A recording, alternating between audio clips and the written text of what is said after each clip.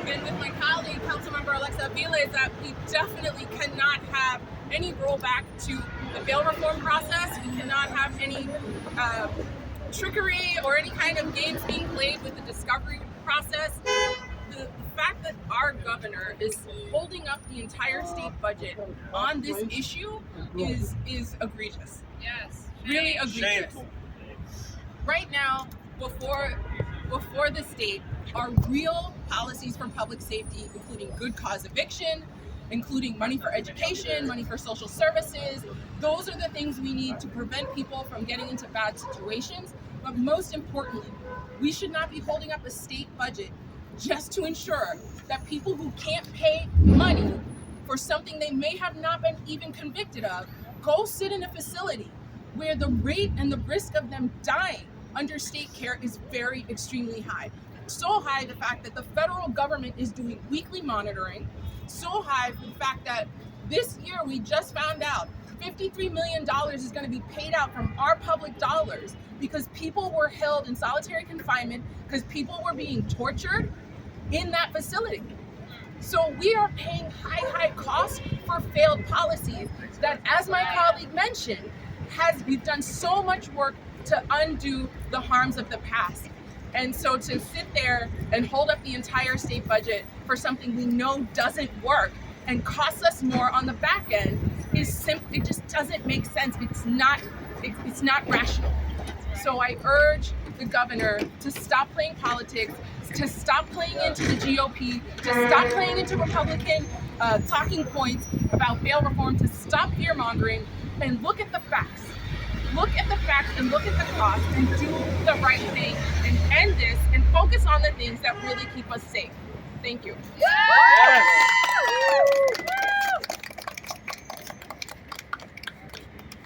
In just the last 2 years alone, we have lost 36 New Yorkers to New York City's jails. It is a crisis. And the response to that crisis cannot be to continue to increase the number of people being sent to those jails. We have seen jail populations ballooning in New York City and across the state. And if any of these changes are made, those numbers are just going to keep going up. And the number of people who are going to die is going to go up. And the policymakers who support these changes, blood will be on their hands. Talk about it. Let me call up Young Me from Brooklyn Defender Services. First of all, I want to thank the caucus for sorting through the false news and the fear-mongering, and for standing firm and standing for the truth and the reality, relying on the data and the facts when it comes to discovery and bail reform. I have been a public defender for more than 25 years. The majority of my career was spent watching people suffer through coerced guilty pleas, being forced to plead guilty because they could not afford bail, being forced to plead guilty because they didn't know the evidence in their case. When you hear that there might be minor tweaks in the discovery and bail laws, there is no such thing. No such thing as minor tweaks. It is a lie.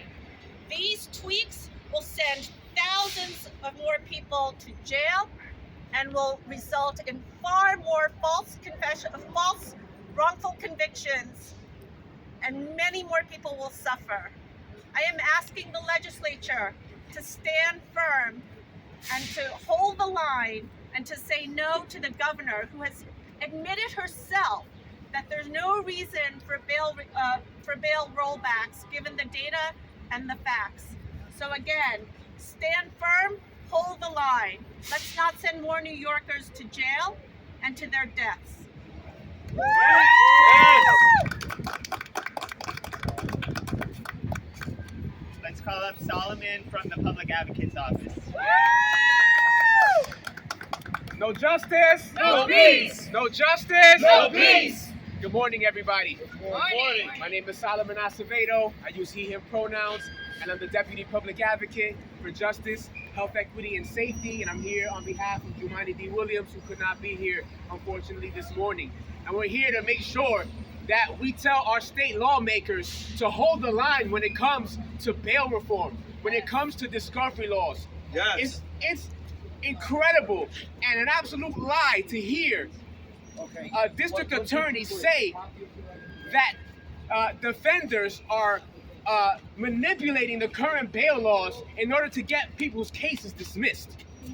It's absolutely insane to disproportionately fund prosecutors to comply with bail laws when the changes that are being proposed are going to put the burden on defenders to identify pieces of evidence which they would not even know about. So here we go, once again, driven by fear to manipulate the most vulnerable people in our communities and deprive them of the opportunity to have an actual fair day in court, to keep their jobs if they're falsely accused of a crime, to be with their families, to raise their children instead of being in a death trap on Rikers Island. And the sad part about this is, while state lawmakers are the ones that are making these decisions, the people who are going to be most impacted are living right here in New York City. Exactly. Our jail population is increasing. It has increased almost double since the pandemic. And why? Because DOC is not bringing people to court. Like, 1 out of 4 people are not making it to their court date. People are missing almost 8 consecutive dates. Tell him, brother. This is ridiculous, and this is the reason why we lose lives. And this isn't just people being away from home for a short period of time. This is lifetime trauma that people are being exposed to, and it has to stop now. So I'm urging all of our assembly people, all of the senators who use Khalif Browder's name in vain, who stand up and say that they demand justice and true democracy, to not fold and cave to pressure. Yes. Because this is our city and we need to fight for it. Hold the line. And if we do not change these things today, if we do not stop caving in, we're going to erase all the progress that we've made for decades. Adding the clause of dangerousness to these bail laws would devastate any opportunity to have true freedom. And so we're asking today, no rollbacks.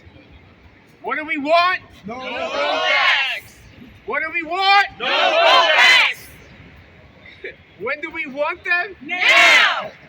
If we don't get it, Shut it down! if we don't get it, Shut it down! if we don't get it, Shut it down! Before I go, I want to just say, remember the lives we lost. Yes. Those who suffered and those who fought. Rest in peace to Marvin Mayfield, to Khalif Browder, and to all the people who are fighting in this struggle. Do not desecrate their memory by compromising our values. Thank you. Woo! Yes!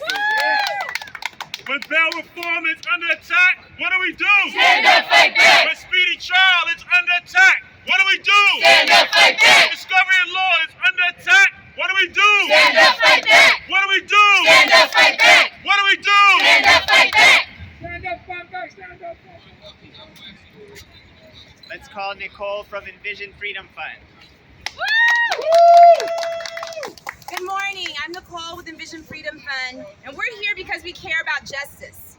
Yes. We're here because we care about fairness. Yes. We're here because we care about safety. Yes. And everything in Hochul's power right now, she's trying to undo justice, undo fairness, and undo safety. Not only is she on the wrong side of justice, she's on the wrong side of fairness. She's on the wrong side of civil rights. She's on the wrong side of history. And she's on the wrong side of safety. Our communities deserve better. New York deserves better. And what she has to say to the next generation is going to be lies. When is she going to invest in community safety? When is she going to invest in the needs of our communities? We're tired of driving inequities into our systems. It's 2023. We cannot continue to peddle this false narrative that pits justice against safety. We are here to say that we need to not roll back bail. We don't need to roll back discovery, but we need to progress further. We are tired of the excuses for justifying incredibly regressive laws, incredibly regressive efforts. This is her chance. This is state leadership's chance to invest in safety. Yes. Stop lying to yourself. Our state legislature has a supermajority of Democrats in both the Senate and the Assembly. Is this what supermajority Democratic governments do? They undo civil rights protections, basic civil rights protections, and send more people to deadly jails? This is what we're going to do? This is what they're going to do? Instead of actually addressing any safety concerns, instead of actually investing in our communities, instead of actually supporting the people of this state, Democratic supermajorities are sending more people to deadly jails based on MAGA Republicans' talking points and racist fear-mongering. And this is what they're going to do. They need to stand up, they need to hold the line, and they need to stop these processes of undoing these civil rights protections and sending more people to deadly jails. We have one more speaker who's going to be here in a minute, so maybe we can do a couple of chants, Aaron, and then we will wrap us up after that. So when I say bail reform, we say it's public safety. Discovery law is public safety. Speedy trial is public safety. Bail reform It's public safety. Discovery law It's public safety. Speedy trial It's public safety. Bail reform It's public safety. Discovery law It's public safety. Speedy trial It's public safety. Speedy trial. It's public safety. One more. When bail reform is under attack, what do we do? Stand up like that. When discovery law is under attack, what do we do? Stand up like that. When speedy trial is under attack, what do we do? Stand up like that. What do we do? Stand up like that. What do we do? Stand up like that. We're gonna call up Anthony Dixon from Parole Preparation Project. Yes, yes. Hi, everyone. Peace, brother. Peace. Well, my fellow New Yorkers, I urge you to take a moment to reflect on the significance of today's rally and the reason why we must safeguard our fundamental right to discovery, speedy trial, and bail reform laws. Our state is at a crossroads where we must either close a horrifying chapter of mass incarceration or make the mistake of reverting to a shameful past that will only further lead us astray. It is deeply troubling that our governor's priority have shifted away from the state's budget towards prioritizing the mass incarceration of Black, brown, and low-income New Yorkers. It is troubling because it goes against the collective wishes of the majority of our legislators who were elected by us to represent our communities. Yes. It is troubling because the governor's proposed changes to the discovery and speedy trial laws will only result in longer pretrial detentions and a lack of access to key evidence. Right. It is troubling because rather than keep our streets safer, it would only disrupt family stability and solidarity and result in little children being fatherless and motherless. It's a vicious cycle. The governor's proposed changes will only deepen racial disparities and perpetuate intergenerational poverty and inequality in New York State. We must not let this happen. The danger is that the worse situation gets, the more people we see on the street. And now the governor is proposing to push punitive policies. That ain't right. Governor, instead of adding to the problems faced by our communities and creating laws that serve as justification for increasing the budget of law enforcement, we urge you to implement real solutions That's right. to promote safer and more equitable New York for all people. Rather than build stadiums in your backyard, we implore you to turn attention to rental assistance for those who are housing insecure and homeless. Safeguard against arbitrary evictions. Extend employment support rather than increase a law enforcement budget that is already the largest in the country. We implore you to increase funding for the supportive services and housing for individuals returning to community after incarceration. To increase funding for mental health first responders, anti-violence programs, and material support for survivors of harm and violence. Governor Hochul, we must tackle the root causes of mental health issues instead of simply funneling the least of these into a broken prison system. Prison reform has already made significant strides in reducing the number of people in prison at Rikers Island and has increased court appearances rates while lowering rearrest rates. Reversing the discovery, speedy trial, and bail laws is unacceptable. That's right. Particularly considering the deplorable conditions on Rikers Island and the alarming rise in deaths in Rikers Island. You are perpetuating a condition where people can take their own lives. Mass incarceration initiative in any state is a civil rights issue.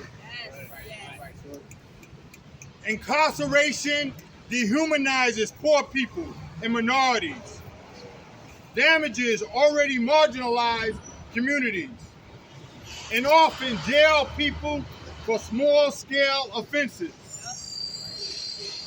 Additionally, the evidence is now in that high incarceration rates and long sentences do not solve the problem in New York State. Hell no. Governor, we cannot turn a blind eye to the humanitarian crisis in our jails and continue to scar people for life. It's a shame. We must demand effective policies that promote safety and justice and equity inside our communities. The governor's actions are deplorable. They are a violation of fundamental principles of good governance and basic morality. Let us stand together and demand better. As we come together, we must prioritize people over prisons and demand effective policies for a safer New York. A New York that can help people get back on their feet instead of pushing them into a jail. Please join us to make our voices heard and protect our communities and our rights to discovery, speedy trial, and bail reform laws. Thank you. Yes! Shame on you, Darcel. Governor Hochul. Councilmember Tiffany Caban. Yes. Appreciate y'all.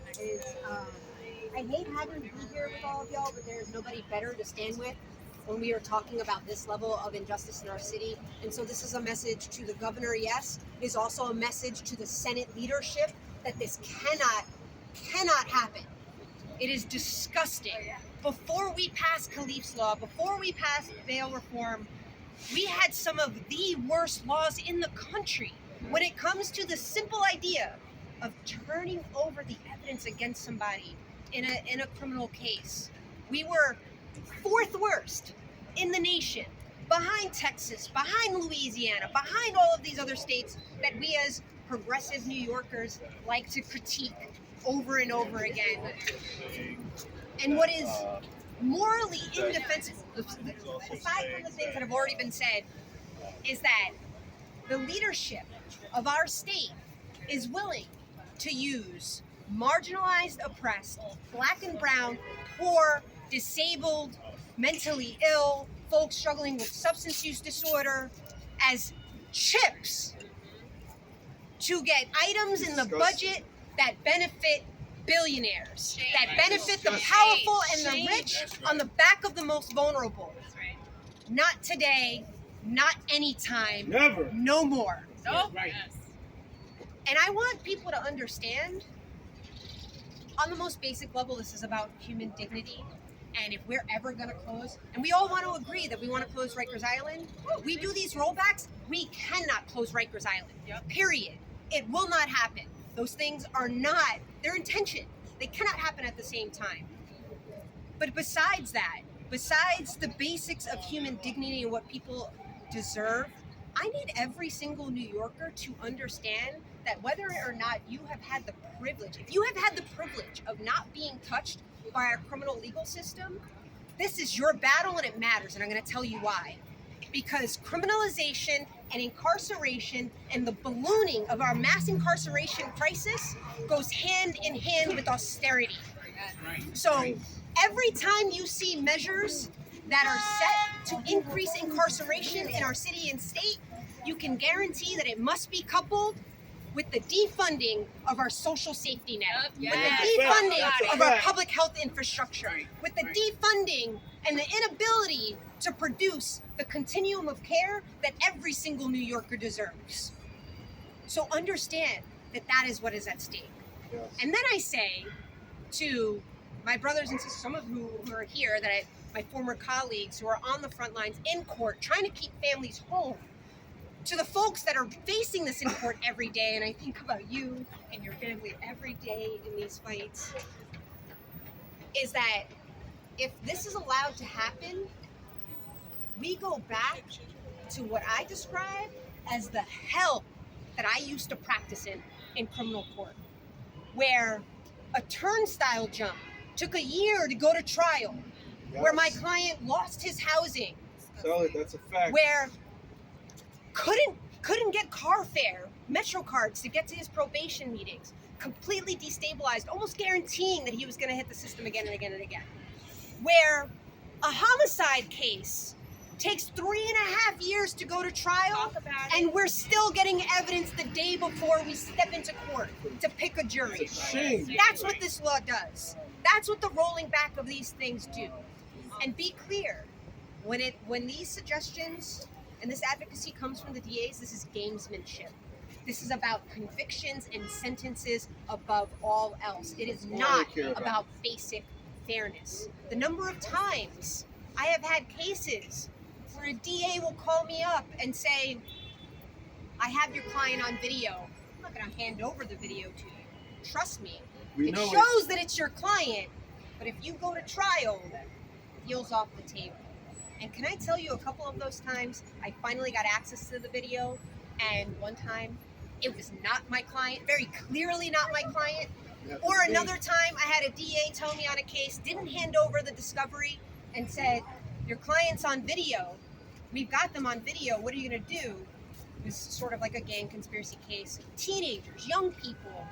And then after I got the video, and it discounted everything she said, well, I only told you your client was on the video. I didn't say what you were doing. That's the kind of thing we are talking about.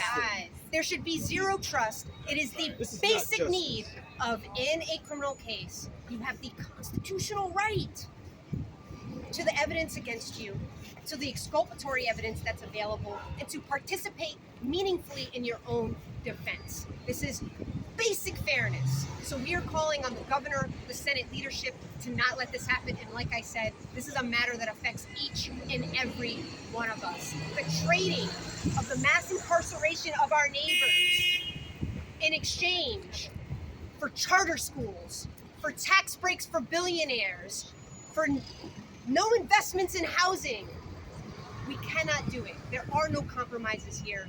We have to hold the line. I'm going to be here with y'all the entire time.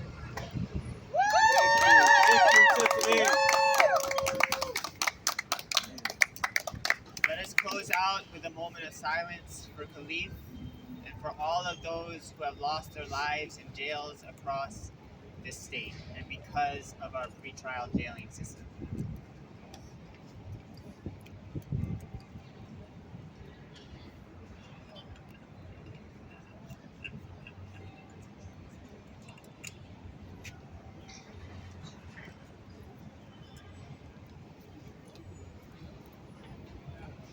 Thank you, everybody. Thank you.